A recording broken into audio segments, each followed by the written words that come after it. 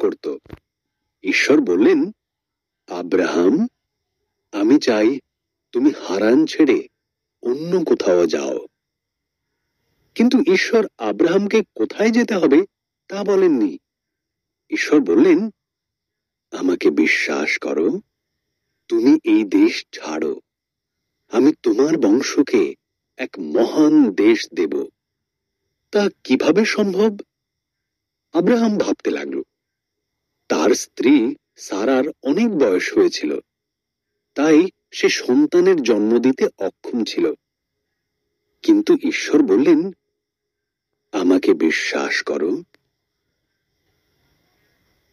যেখানে যেতে বলছি সেখানে যাও, এবং আকাশের তারাদের থেকেও তোমার বংশধরের সংখ্যা বেশি হবে।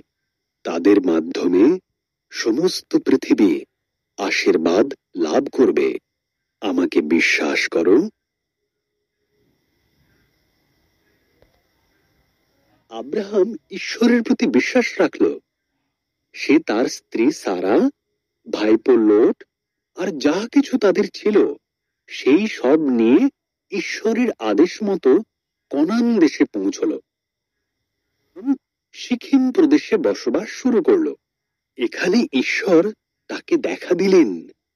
তিনি বললেন, এই ভূমি আমি তোমাকে আর তোমার সন্তানদের দেব। আব্রাহাম সেখানে ঈশ্বরের নামে এক পবিত্র বেদি তৈরি করল। ঈশ্বরের দেওয়া সেই প্রতিশ্রুত দেশটি ঘুরে দেখল। ঈশ্বরের প্রতি স্থির বিশ্বাস রাখার জন্য আব্রাহামের মনে ভারী আনন্দ হলো।